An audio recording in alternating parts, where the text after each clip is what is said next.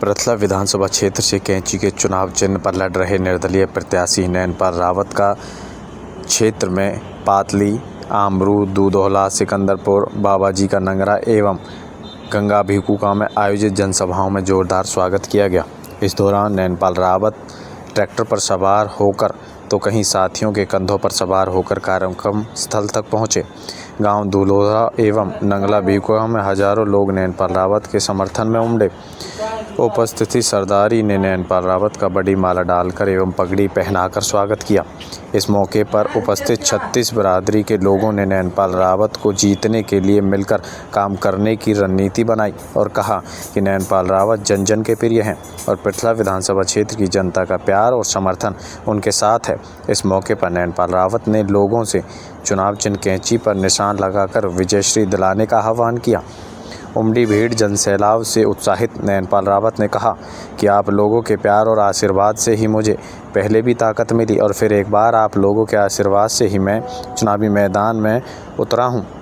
मैं वादा करता हूं पृथला की 36 बिरादरी के लिए काम करूंगा।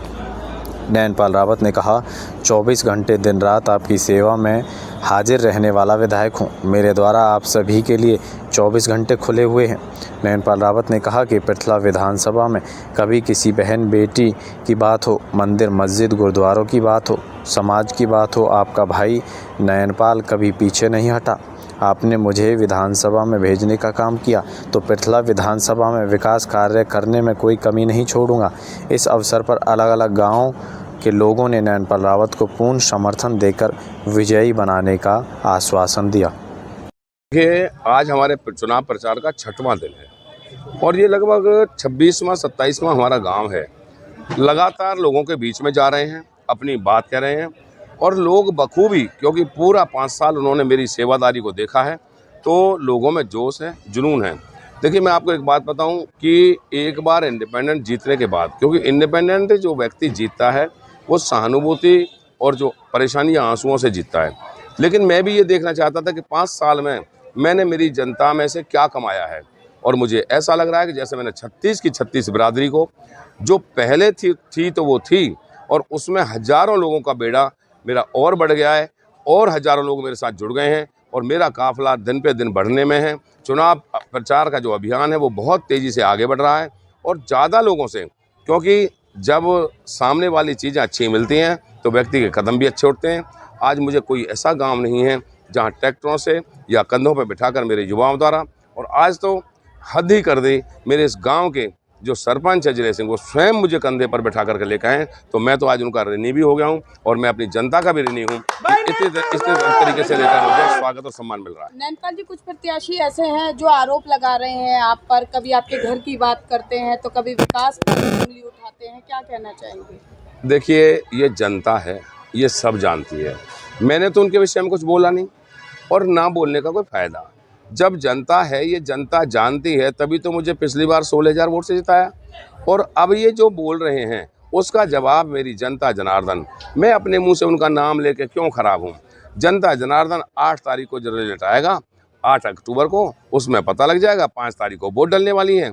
जिन लोगों ने समय रहते हुए जनता जनार्दन का मान सम्मान नहीं किया, जिन लोगों में अहंकार था, जो लोग अपनी बू में रहते थे, उन लोगों का अहंकार मिटाने के लिए 36 बिरादरी एक साथ एकजुट खड़ी हुई है। मेरा पृथला परिवार खड़ा हुआ है। इनकी 2019 में अकड़ निकाल दी थी और 2024 में भी अकड़ निकालने के लिए जनता जनार्दन की 36 बिरादरी बैठी है। ढूंढे से व्यक्ति नहीं मिल रहे, लोगों को रात और रात जगा करके उनको मनाने का प्रयास किया जा रहा है। अरे भाई, ऐसा काम ही क्यों किया जो लोग मनाने पड़ रहे हैं। आज मेरा देखो ना, मैंने कहाँ से लोग मना दिया, हजारों की भीड़। वो दिखा दे एक भी प्रोग्राम ऐसा।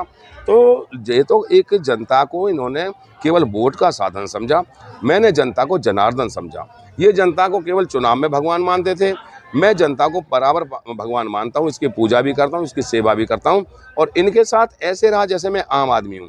इन्होंने विधायकी को दिखाया, लोगों ने इनसे विधायकी छीन ली, मैंने इनको सेवादारी दिखाई तो लोग मुझे दोबारा सेवादारी देने के लिए तैयार हैं। भाजपा के जो कैंडिडेट हैं उनके प्रोग्रामों में जिस तरह से आम जनता के साथ धक्का मुक्की और ये वीडियो वायरल हो रहे हैं बदसलूकी के, वहीं कांग्रेस के जो कैंडिडेट हैं उनके साथ भी कुछ इस तरीके के अराजक तत्व जो है साथ चलते हैं, लोगों को डराते धमकाते हैं, धमकियां भी दे रहे हैं कई जगह खुलेआम। देखिए, भारतीय जनता पार्टी को पता नहीं टिकट बेचने में क्या मिलता है। वो अपनी सीट नहीं चाहती, वो तो नोट चाहने लगी है। वो सीट बेच के, टिकट बेच के नोट कमाने का जरिया इन्होंने ढूंढ लिया है।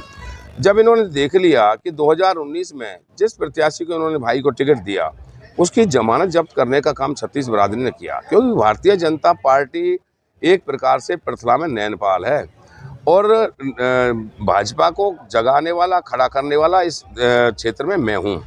और इन्होंने दोबारा से गलती कर दी। हम दावा करते हैं 8 तारीख को रिजल्ट जो आएगा, भारतीय जनता पार्टी के एमएलए की जमानत जब्त होगी और कांग्रेस के प्रत्याशी से बड़ा मार्जिन लेकर के ये छत्तीसगढ़ जीतेंगे।